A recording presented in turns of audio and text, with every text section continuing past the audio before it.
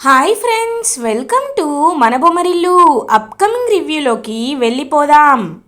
గగన్ని arrest చేశారనే విషయాన్ని కృష్ణప్రసాద్కి చెప్పడానికి శారద కృష్ణప్రసాద్ దగ్గరికి వస్తుంది. ఇదంతా ముందే గమనించిన అపూర్వ మీరాకి బాగా రెచ్చగొట్టి, ఇప్పుడు నువ్వు గగన్ని విడిపించేలా చేస్తే మాత్రం వాడు ఈ ఆస్తంతా తీసుకువెళ్ళిపోయి మీ చేతిలో చిప్ప పెడతాడు, అయినా వాడు భూమిని వల్లో వేసుకున్నాడు అని లేనిపోని మాటలు మీరాకి చెప్పి మీరాని బాగా రెచ్చగొడుతుంది అపూర్వ. శారద కృష్ణప్రసాద్ ఇంటికి వచ్చి గగన్ని అరెస్ట్ చేశారని చెప్పినా గగన్కి బెయిల్ తీసుకురావడానికి మాత్రం ఒప్పుకోదు మీరా. ఏవండి, ఇది మీ ఇల్లు, మీరు నా భర్త, అంతేకాని వాళ్ళ గురించి మీరు ఆలోచించకూడదు. అయినా మా అన్నయ్యని చంపాలనుకున్న వాడిని మీరు విడిపించాలనుకోవడం ఏంటి? మీరు ఇప్పుడు గనక మీ కాళ్ళు ఇంటి నుండి బయట పెడితే నేను చచ్చినంత వట్టే అని అంటుంది మీరా. ఇంకా పాపం శారద ఒక్కసారిగా షాక్ అయిపోతుంది. ఇంకా కృష్ణప్రసాద్ అలా సైలెంట్గా ఉండిపోతారు. వెంటనే శారద పాపం పరిగెత్తుకుంటూ అక్కడి నుండి వెళ్ళిపోతుంది. మీరా, నీకు కొంచెం కూడా మానవత్వం లేదా? గగన్ అలా చేయడు మీరా అని అంటారు. మీరు చూసారా? చూసినట్టు మాట్లాడుతున్నారేంటి? ఎప్పటి నుండో వాడికి శత్రుత్వమే కాబట్టి చేసే ఉంటాడు. మీరు సైలెంట్గా ఉండండి, ఏం చేయాలో నాకు బాగా తెలుసు అని అక్కడి నుండి వెళ్ళిపోతుంది మీరా. అపూర్వ కృష్ణప్రసాద్ దగ్గరికి వస్తుంది. ఏంటి కేపీ, మొహం వెళ్ళబెట్టుకొని చూస్తున్నావు? ఇదంతా ఈ అపూర్వ వేసిన ఒక నాటకం. అపూర్వ బంధించిన చక్రంలో నువ్వు తోలుబొమ్మలా ఇరుక్కోవాల్సిందే, కానీ నువ్వు నీ కొడుకు ఇందులో నుండి బయటికి రాలేరు కేపీ. నీకు ధైర్యం దమ్ము ఉంటే నీ కొడుకుని బయటికి నిర్దోషిగా విడిపించు, చూస్తాను అని అంటుంది అపూర్వ. అపూర్వ గారు, ఇప్పటికీ నేను మీకు మర్యాద ఇస్తున్నానంటే దానికి ఏకైక కారణం మా శోభా చెల్లెమ్మ, మా బావగారు. చూడండి, ఏం జరిగిందో నాకు తెలీదు, బావగారికి ఎందుకు ఇలా అయ్యిందో నాకు తెలీదు, కానీ ఖచ్చితంగా దాని వెనకాల ఎవరి హస్తముందో నాకు అర్థమవుతుంది. నేను అక్కర్లేదండి, నిజమే, నేను మీ చేతి కీలు బొమ్మనే కావచ్చు, నేను మీ చేతి కీలు బొమ్మనే అయ్యుండొచ్చు, కానీ ఒక శివంగి లాంటి పిల్ల భూమి ఉంది. ఆ భూమి మిమ్మల్ని ముప్పు తిప్పలు పెట్టి 3 చెరువుల నీళ్లు తాగిస్తుంది, నా కొడుకుని నిర్దోషిగా బయటికి తీసుకువస్తుంది. ఆ విషయం నాకు తెలుసు అని అక్కడి నుండి ఇంకా వెళ్ళిపోతారు కృష్ణప్రసాద్. అయ్యో, భూమికి కూడా చెర్రీ అనే ఒక ఎరని వేశానని పాపం తెలీదు అని అక్కడి నుండి వెళ్ళిపోతుంది అపూర్వ. ఇది ఇలా ఉండగా భూమి లాయర్ని కలవడానికి లాయర్ దగ్గరికి వెళ్తుంది. లాయర్ కేస్ మొత్తం స్టడీ చేసి, చూడమ్మా, ఇక్కడ మెయిన్ కిల్లరే గగన్ పేరు చెప్పడంతో కేసు ఇంకా స్ట్రాంగ్గా తయారైంది, కాబట్టి గగన్ గారికి బెయిల్ రావడం అనేది కాస్త కష్టమమ్మా అని అంటారు. లాయర్ గారు, నేను మిమ్మల్ని నమ్ముకొని ఉన్నాను, మీరు ఏం చేసైనా మా గగన్ గారిని బయటికి తీసుకురావాలండి, మీకు దండం పెడతాను. మీరు పేరు మోసిన లాయర్ అని, ఇలాంటి కేసుల్లో మీరు ఆరితేరిపోయిన లాయర్ అని చెప్తుంటే విన్నాను, అందుకే మీ దగ్గరికి వచ్చాను. దయచేసి మా గగన్ గారు నిర్దోషం నిరూపించండి లాయర్ గారు, బెయిల్ ఇప్పించండి అని అంటారు. చూడమ్మా, ఇలాంటి కేసు క్రిటికల్ కాబట్టి సెక్యూరిటీ డిపాజిట్ కింద నువ్వు ఎక్కువ అమౌంట్ని డిపాజిట్ చేయాల్సి వస్తుంది. మరి నీ దగ్గర అంత డబ్బుందా అని అడుగుతారు లాయర్. డబ్బుల గురించి మీరు ఆలోచించకండి, ఇప్పుడే నేను తీసుకొస్తాను, కానీ గగన్ గారు బయటికి రావడం, ఆయనకి బెయిల్ పేపర్స్ రెడీ చేయడం మాత్రం మర్చిపోకండి. ఇంతకీ ఎంత కావాలి అని అడుగుతుంది. డిపాజిట్ కింద ఒక 10 లక్షలు కావాలమ్మా అని అంటారు. నేను ఇప్పుడే తీసుకువస్తానని చెప్పి భూమి ఇంటికి రీచ్ అవుతుంది. శరత్చంద్ర దగ్గరికి వెళ్తుంది భూమి. శరత్చంద్ర రూమ్లో లాకర్లో ఉన్న డబ్బులని తీస్తూ ఉంటుంది భూమి. ఒక్కసారిగా అవి చూసి చెర్రీ వీళ్ళందరూ కూడా అలా షాక్లో చూస్తూ ఉంటారు. భూమి, ఏంటిది అని అడుగుతారు. గగన్ గారిని విడిపించడానికి బెయిల్ పేపర్స్ తీసుకురావడానికి లాయర్ గారు ఒప్పుకున్నారు చెర్రీ, అందుకే ఆయన కోసం డబ్బులు తీసుకెళ్తున్నాను అని చెప్పి ఇంకా డబ్బులు తీసుకెళ్తూ ఉంటుందన్నమాట భూమి. అప్పుడే అపూర్వ భూమి దగ్గరికి వచ్చి, ఏయ్, ఎవరి డబ్బులు ఎవరి కోసం తీసుకెళ్తున్నావే? ఈ ఇంటి నుండి చిల్లి గవ్వ కూడా ముట్టుకునే హక్కు నీకు లేదు అని అంటుంది అపూర్వ.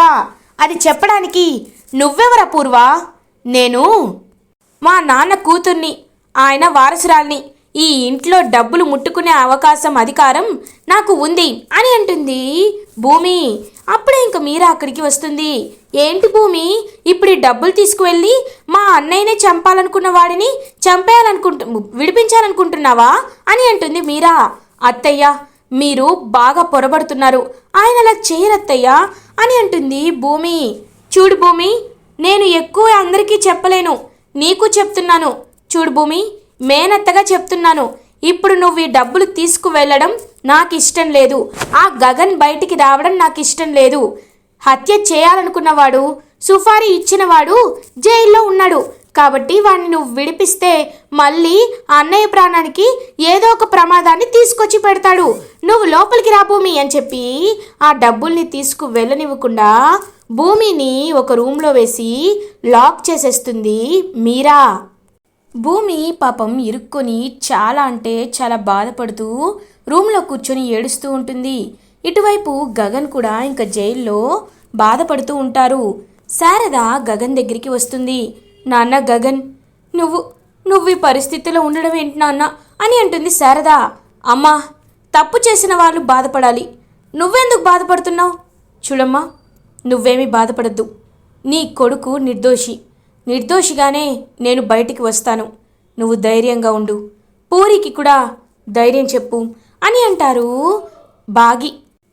గగన్. ఇంకా గగన్ ధైర్యం చెప్పేసరికి శారదా పాపం అలా ఇంకా భూమి గురించి ఆలోచిస్తూ ఉంటుంది. భూమిని పాపం ఇప్పుడు వాళ్ళు ఏం మాట్లాడుతున్నారో ఏంటో, వీడికి చెప్తే బాధపడతాడు అని చెప్పకుండా అక్కడి నుండి వెళ్ళిపోతుంది శారదా.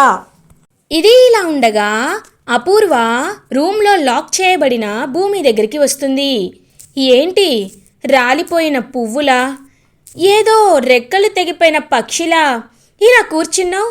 ఓ, నీ ప్రాణానికి ప్రాణ స్నేహితుడు, నువ్వు ప్రేమించినవాడు జైల్లో ఉన్నాడని, నీకు ప్రపంచాన్ని చూపించిన నీ కన్న తండ్రి కోమాలో ఉన్నాడని బాధపడుతున్నావా భూమి? చూడు, ఇప్పుడు నువ్వు ఏమీ చేయలేవు. ఎందుకో తెలుసా? ఆ గగన్ గాడలా ఇరుక్కునేలా చేసింది ఇంకెవరో కాదు, నేనే. ఎందుకంటే నువ్వు ఆ గగన్ గాడిని పెళ్లి చేసుకొని మా బావ కోమాలోండి బయటికి వచ్చేంత వరకు నువ్వు హ్యాపీగా ఉండి ఆస్తంతా మీరు ఎగరేసుకుపోతే మేమేం చేయాలి? అందుకే నువ్వు ఎప్పుడు సంతోషంగా ఉండకూడదని గగన్ గాన్ని జైల్లో పెట్టించా అని అంటుంది అపూర్వ. ఇప్పుడు నువ్వు గెలిచానని ఆనందపడచ్చేమో, కానీ త్వరలోనే నీకు తగిన శాస్తి జరిగే, నీకు బుద్ధి చెప్పే పని ఖచ్చితంగా చేస్తా అని గట్టిగా చెప్తుంది భూమి. ఇది ఇలా ఉండగా ఏసీపీ నయని ఆలోచిస్తూ ఉంటుంది. రాజేందర్, మనం ఏదో విషయాన్ని మిస్ అయినట్టు అనిపిస్తుంది కదా. ఎప్పుడు శత్రువులే కాదు, ఇంటి దొంగని ఈశ్వరుడు కూడా పట్టుకోలేడు అని అంటారు కదా. ఒకవేళ శరత్చంద్ర కేసులో ఇదే జరుగుతుందా అని అడుగుతుంది నయని. అదేంటి మేడం, సడన్గా మీరు ఇలా మాట్లాడుతున్నారేంటి అని అడుగుతారు. లేదు రాజేందర్, నేను మనుషుల బాడీ లాంగ్వేజ్ బట్టి వాళ్ళు నిజం చెప్తున్నారో అబద్ధం చెప్తున్నారో మాకు ట్రైనింగ్ ఇచ్చారు. గగన్ కళ్ళు చూస్తుంటే గగన్ అబద్ధం చెప్పట్లేదు అనిపిస్తుంది. అది కాన్ఫిడెన్స్ వల్ల వచ్చిన ప్రాక్టీస్ చేయడం బడ్డవైనా అవ్వాలి, లేకపోతే గగన్ నిజమైన చెప్తూ ఉండాలి. ఒకవేళ ఫర్ సపోజ్ గగన్ ఈ తప్పు చేయలేదనుకుందాం, హత్య చేయలేదనుకున్నాం, కానీ ఆ అవసరం ఇప్పుడు ప్రజెంట్ సిచ్యువేషన్ ఎవరికి ఉపయోగపడుతుంది అని అడుగుతారు. ఏమో మేడం, మీరు చెప్తుంటే నాకు అదే అనిపిస్తుంది అని అంటాడు రాజేందర్.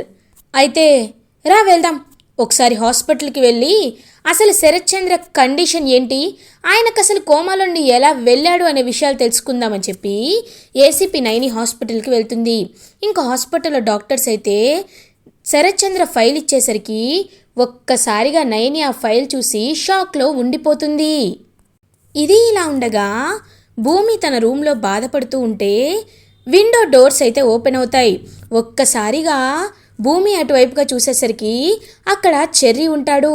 చెర్రీ అని అంటుంది భూమి, నువ్వు అన్నయ్యని బయటికి తీసుకురావడానికి ఎంత ప్రయత్నాలు చేస్తున్నావో నాకు తెలుసు. ఇంట్లో ఉండి మేమేమీ చేయలేకపోయాం. ఇప్పుడు అందరూ నిద్రపోతున్నారు, అందుకే నేను బయటికి తీసుకువెళ్దామని డోర్ ఓపెన్ చేశాను. రా భూమి, అన్నయ్య దగ్గరికి వెళ్దాం అని అంటాడు చెర్రీ. పాపం భూమి హ్యాపీగా ఫీల్ అయ్యి ఇంకా అలా కిటికీలో నుంచి వెనకాల కిటికీలోండి రూమ్లో నుంచి బయటికి ఇంకా చీర ద్వారా కిందకి దిగుతుంది. థ్యాంక్ యూ చెర్రీ, నీ మేలు ఎప్పటికీ మర్చిపోలేను అని అంటుంది భూమి. చూడు భూమి, తను నీకు కాబోయే భర్త మాత్రమే కాదు, నాకు అన్నయ్య ఎలాంటి తప్పు చేయడని నాకు తెలుసు. కానీ ఆ రాజారాం అనేవాడు అన్నయ్య పేరు చెప్పాడని న్యూస్లో వస్తుంది. అసలు ఆ రాజారాం ఎవడు, ఎక్కడ ఉంటాడు? వాడు ఖచ్చితంగా ఏదో దాచిపెడుతున్నాడు. ఆ విషయాలన్నిటినీ మనం తెలుసుకోవాలి భూమి అని అంటారు చెర్రీ. అవును చెర్రీ, నిజమే. ఇంతకీ వాడు ఎక్కడున్నా వెతికి పట్టుకోవాలి చెర్రీ అని అంటుంది భూమి. భూమి, నాకు తెలిసిన ఇన్ఫర్మేషన్ ప్రకారం గగన్ అన్నయ్య పేరు చెప్పగానే వాణ్ణి విడిచిపెట్టేశారంట. కాబట్టి వాడిని మనం వెతికితే వాడు ఖచ్చితంగా అని అంటాడు చెర్రీ. అలాంటి వాళ్ళు ఎక్కడుంటారో నాకు తెలుసు చెర్రీ, రా వెళ్దామని చెప్పి ఇంకలా భూమి అయితే మొత్తం రౌడీలున్న ఏరియా మొత్తం వెతుకుతూ ఉంటుంది. అప్పుడే కరెక్ట్గా వాడైతే ఇంకొక బార్లో డ్రింక్ చేస్తూ ఉంటాడు. రేయ్, నాకు డబ్బులు బాగా వచ్చాయిరా, ఇంకా నేను ఇక్కడ ఉండను, రేపే దుబాయ్ వెళ్ళిపోతున్నాను రా అని చెప్పి ఇంకా పార్టీ చేసుకుంటూ ఉంటాడు. అదేంటన్నా, నీ దగ్గర మొన్నటి వరకు చిల్లి గవ్వ కూడా లేదు, ఇప్పుడు నీ దగ్గర ఇంత డబ్బులున్నాయి ఎలా అని అడుగుతారు వాళ్ళ ఫ్రెండ్స్. ఏం లేదురా, దారిన పోతున్నాను, అప్పుడు ఒక మేడం నా దగ్గరికి వచ్చి నేను చెప్పిన పని చేస్తావా నీకు డబ్బులు ఇస్తాను అనింది. తక్కువ ఇవ్వకూడదు అన్నాను. చేతిలో 1,00,000 పెట్టింది. ఏమడిగితే అది చేశానురా. ఒకడి పేరు చెప్పానంతే, దారిని పోయే దానే పేరు చెప్పాను, నాకు 50 లక్షలు ఇచ్చిందిరా అని అంటారు. ఒక్కసారిగా అదంతా విని భూమి అయితే స్టన్ అయిపోతుంది. ఇంక భూమి అలా వాడి దగ్గరికి నడుచుకుంటూ వెళ్ళి ఒక టవల్ తీసుకొని ఇంకా దాన్ని వాడి మెడకి చుట్టేసి గట్టిగా అటు ఇటు తిప్పుతూ బడా కొడుతుంది భూమి. ఒక్కసారిగా వాళ్ళందరూ కాపాడాలని ప్రయత్నిస్తూ ఉంటే చెర్రీ ఆ చుట్టుపక్కల రౌడీలందరినీ కొట్టేస్తాడు. ఇంకా భూమి వాడిని ముసిగేసి బాగా కొట్టి ఏరా, డబ్బుల కోసం ఎంతకైనా దిగజారుతావా? గగన్ గారి పేరు చెప్తావురా? నీకు ఆయన పేరు పలికే అర్హత ఉందా? ఆయన కాలి గోటికి కూడా సరిపోవు అని చెప్పి ఇంకా ముసుగు వేసి పట కొడుతుందనమాట భూమి. వాడికైతే బ్లడ్ వస్తుంది. ఎవరు నువ్వు అని అడుగుతూ ఉంటాడు. నీ పాలిట కాలినిరా. రేయ్, నిజం చెప్పావా బతికిపోతావు, లేకపోతే నా చేతులు అయిపోతావు, రారా వెదవా అని చెప్పి ఇంకా గట్టిగా ఆ రౌడీనైతే వాడి రాజారాంనైతే ఇంకా అలా తీసుకొని వెళ్తుంది పోలీస్ స్టేషన్కి భూమి. ఇది ఇలా ఉండగా అపూర్వ శరత్చంద్ర దగ్గర కూర్చొని శరత్చంద్ర వైపే చూస్తూ ఉంటుంది. బావా, నిన్నీ పరిస్థితిలో చూస్తానని నా జన్మలో నా కల్లో కూడా అనుకోలేదు బావా. కానీ ఒకవైపు నా వల్లే నీకు ఈ పరిస్థితి వచ్చింది అని గుర్తు చేసుకుంటుంటేనే చాలా బాధగా అనిపిస్తుంది బావా. కానీ తప్పదు, మన కూతురి కోసం, మన కన్న కూతురి కోసం ఇదంతా చేయాల్సి వస్తుంది బావా. శోభాక్క కూతురు బ్రతికే ఉంది, కానీ తను ఆస్తిని అనుభవించడం నీతో పాటు ఆ భూమి బ్రతుకుంటే ఆస్తి అంతా తనే తీసుకుంటుంది బావా. అప్పుడు నేను నా కూతురు చిప్ప పట్టుకొని అడుక్కోవాలి. అందుకే ఇలా చేశాను బావా అని ఇంకా అపూర్వ అయితే మాట్లాడుతూ ఉంటుందన్నమాట. అమ్మాయి, ఏంటమ్మాయి నిజాలన్నీ మీ బావ ముందు అలా కక్కేస్తున్నావు? అల్లుడుగారు సడన్గా కోమాలోండి బయటికి వస్తే అని అంటుంది గోరింటాకు పిన్ని. రాడు పిన్ని, ఖచ్చితంగా రాడు. ఎందుకంటే బావ అసలు కోమాలోకే వెళ్ళలేదు కాబట్టి అని అంటుంది అపూర్వ. ఒక్కసారిగా మైండ్ బ్లాక్ అయిపోతుంది గోరింటాకు పిన్నిది. అమ్మాయి, ఏం మాట్లాడుతున్నావు అమ్మాయి, నా చేతులు కాలు వణికిపోతున్నాయి అని అంటారు. నేను చెప్తాను గోరింటాక్ గారు అని అంటుంది ఏసీపీ నైనిని చూసి ఒక్కసారిగా షాక్ అయిపోతుందనమాట. ఇంకా గోరింటాకు పిన్ని, అపూర్వ అందరూ, ఏంటి అపూర్వ గారు, ఏంటి మీరు మంచివారని అనుకున్నాను, తెలివైన వారని అనుకున్నాను, కానీ ఒక విషయాన్ని ఇంత సాఫీగా అన్ని విధాల్లో కప్పిపెట్టేంత క్రిమినల్ మైండెడ్ అని నేను అనుకోలేదు. మీ బావ కోమాలో నుండి బయటికి రాకుండా మీ భర్తని మీరే కోమాలో ఉండేలా చేసి ఆయనకి కంటిన్యూస్గా ఎనెస్థేషియా ఇంజెక్షన్స్ని ఇస్తూ ఇప్పటి వరకు ఆయన కళ్ళు తెరవకుండా చేశారు. మీ తెలివితేటల్ని ఏమనాలో అర్థం కావట్లేదా పూర్వ అని అంటుంది ఏసీపీ నైని. ఒక్కసారిగా అక్కడికి వచ్చిన మీరా అందరూ షాక్ అయిపోతారు. ఏంటి మేడం, ఏమంటున్నారు మీరు? మా వదిన అలాంటిది కాదు అని అంటారు. షటప్! ఏంటి పెద్ద మీ వదిన గురించి నీకంతా తెలిసినట్టు మాట్లాడుతున్నారు? మీ వదిన ఎంత క్రిమినల్ మైండెడో ఇది చూస్తుంటేనే అర్థమవుతుంది. చూడండి, ఈ ఫైల్ చూడండి. ఆ రోజు శరత్చంద్ర గారికి కరెక్ట్గా తన అబ్డామెన్లో గుచ్చుకుంది. కానీ ఆయన స్పృహ కోల్పోవడానికి, ఆయన కోమాలో ఉండడానికి కారణం ఏంటి? అప్పటి నుండి ఈ అపూర్వనే డాక్టర్తో మాట్లాడి ఆయన కోమాలో ఉండేటటానికి స్పృహ రానట్టు చేసింది. ఈలోపు భూమిని చంపేయాలని ప్లాన్ వేసింది. ఆ ప్లాన్లన్నిటినీ గగన్ తిప్పి కొడుతున్నాడని, గగనే ఈ హత్య చెయ్యాలనుకున్నాడని ఆ రాజారాం అనే ఒక చిల్లరివాడితో సాక్ష్యం చెప్పించింది. ఇప్పుడు అడ్డంగా దొరికిపోయింది. చూడపూర్వ, యూఆర్ అండర్ అరెస్ట్ అని అంటుంది ఏసీపీ నైని. ఒక్కసారిగా అపూర్వ స్టన్ అయిపోతుంది. ఇంకలా తనకైతే డాక్టర్ని తీసుకొస్తారు. డాక్టర్, ఆయనకి మీరే మెడిసిన్ ఇవ్వాలి అని అంటారు. ఇంకా డాక్టర్ వచ్చి మెడిసిన్ ఇచ్చేలోపు ఇంకలా అప్పుడు మెల్లగా కళ్ళు తెరుస్తారనమాట శరత్చంద్ర. ఒక్కసారిగా శరత్చంద్రని చూసి మీరా అన్నయ్య అని అంటుంది. ఏమైంది? నేనేంటి ఇక్కడున్నాను? అసలు నాకేం జరిగింది అని అడుగుతారు శరత్చంద్ర. చూడండి మిస్టర్ శరత్చంద్ర, మీకు ఏమీ అవ్వలేదు. కానీ మీ భార్య మిమ్మల్ని కోమాలోనే ఉంచాలనుకుంది. ఒక అమాయకురాలిని పొట్టన పెట్టుకొని ప్రాణాలు తీయాలి అనుకుంది.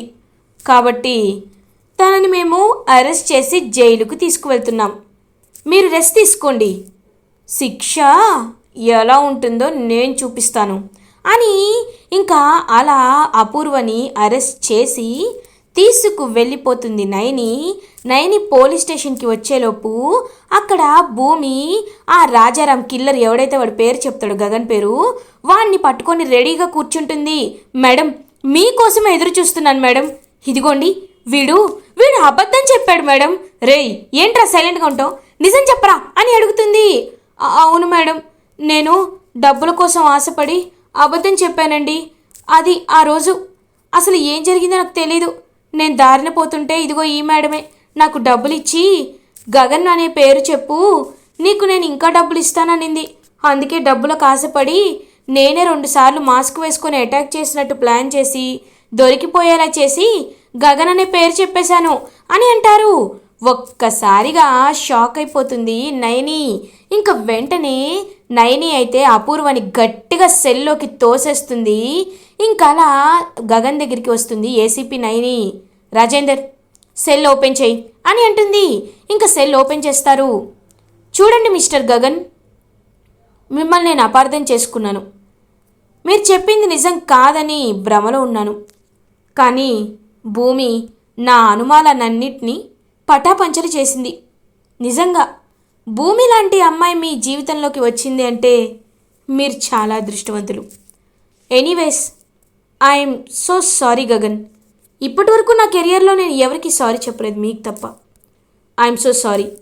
మిమ్మల్ని ఇందులో ఫ్రేమ్ చేశారని తెలుసుకోకుండా నేను లిమిట్స్ క్రాస్ చేసి మిమ్మల్ని వాడు వీడు అన్నాను అని అంటారు నయని గారు. మీ ఇంట్రోగేషన్ స్టైల్ చూస్తుంటేనే అర్థమైంది మీరు చాలా స్ట్రిక్ట్ ఆఫీసర్ అని. మీ స్ట్రిక్ట్నెస్ ఇలాగే ఉండాలి. కానీ 1కి 2 సార్లు ఎవరు ఎలాంటి వారని తెలుసుకొని ఇంట్రోగేట్ చేయండి. ఓకే అపూర్వ, ఇంకా నీ చాప్టర్ క్లోజ్ అని చెప్పి ఇంకా అలా గగన్ అండ్ భూమి హ్యాపీగా బయటికి వచ్చేస్తారు.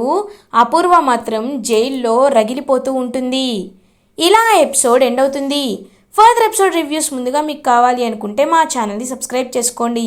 Thanks for watching.